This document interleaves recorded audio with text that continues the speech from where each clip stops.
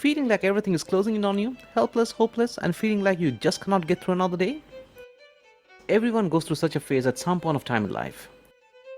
And if you're going through this, we recommend you to watch this video. And in this video, we will discuss some practical strategies to cope. If you're going through hell, keep going. This video is brought to you by Good Health Corner.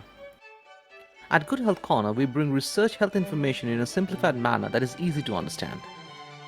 And if you like what you see here, we request you to support us by clicking the like, subscribe and the bell icon. This will ensure you get notified every time we release a new video.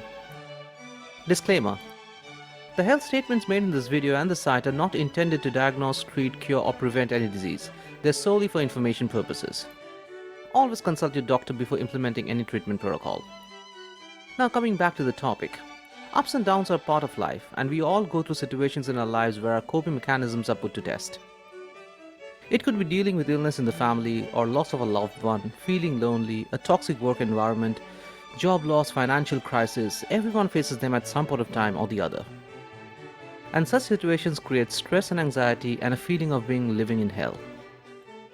There is really no one-size-fits-all approach, and each human being's response to stress is different.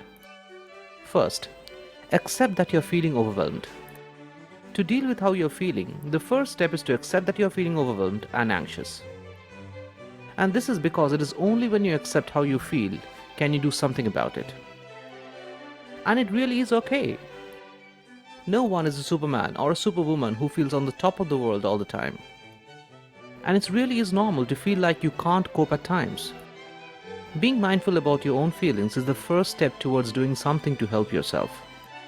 And when you're able to accept how you feel, it is then possible to take a step back to look at everything with equanimity. Seems like a big and complicated thing, but is quite simple. It essentially means viewing the situation objectively as an observer.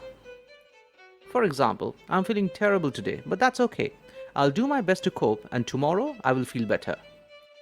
Though the problem at hand may seem unsurmountable for the moment, the fact is that everything can and will change, including the way you feel. And aiming at being equanimous and objective as much as possible helps to cope better with the problems at hand rather than chasing after some utopian expectation of perfect happiness. Happiness is a mirage too, and equally transient in nature. Take one day at a time. The feeling of being stressed out and unable to cope is also a function of trying too much at the same time.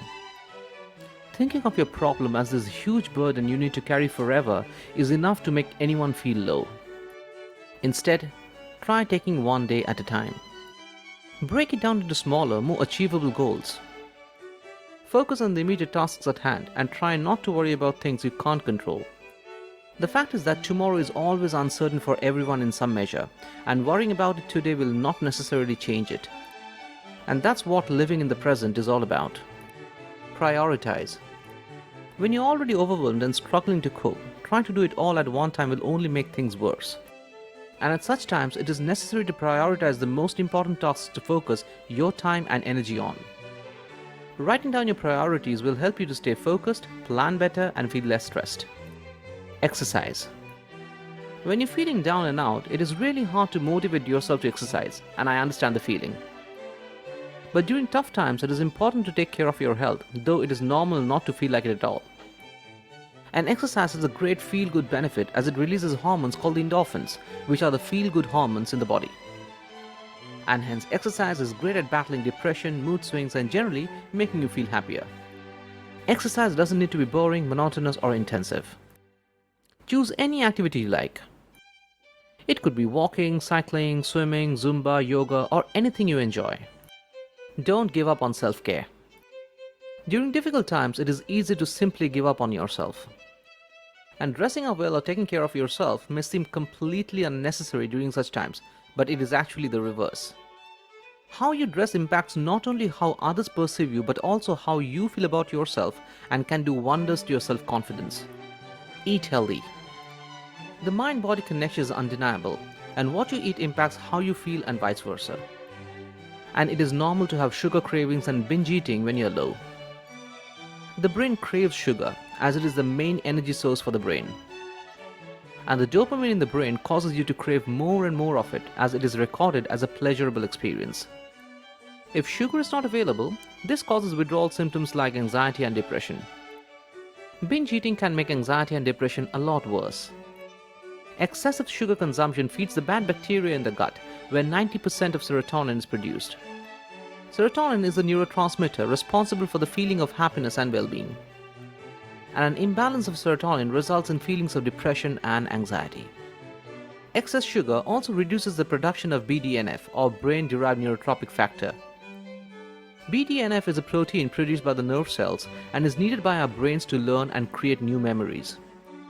And a reduction in BDNF can result in depressive mood and increased anxiety. And eating a balanced, nutritious diet reducing sugar, processed foods can go a long way to help you to cope better during the periods of extreme stress. Find a new hobby or interest. Though it may seem like a hard thing to do, but finding a new hobby or interest can actually help you to de-stress and give you a new perspective. And it could be anything from gardening, cooking, reading, or any other activity you enjoy and helps to take your mind off from the issues that's troubling you. See a therapist. If nothing works and you still continue to feel the same way, do consider seeing a therapist or counselor. And it really is totally okay to seek help and doesn't make you a weak person. Facing your problems and trying to help yourself is a strength and not a weakness. If you have family or friends to talk to, try to seek help and support, but if you don't, I would strongly advise considering therapy. And always remember, no problem is permanent, no matter how difficult it may seem. And if you're going through hell, just keep going. There will be light at the end of the tunnel. Hope you have enjoyed this video. If you'd like to see more such videos, we recommend you to subscribe to our channel and give a thumbs up to this. A little bit of encouragement from you will go a long way for us. Thank you, and we hope to see you again. Bye for now.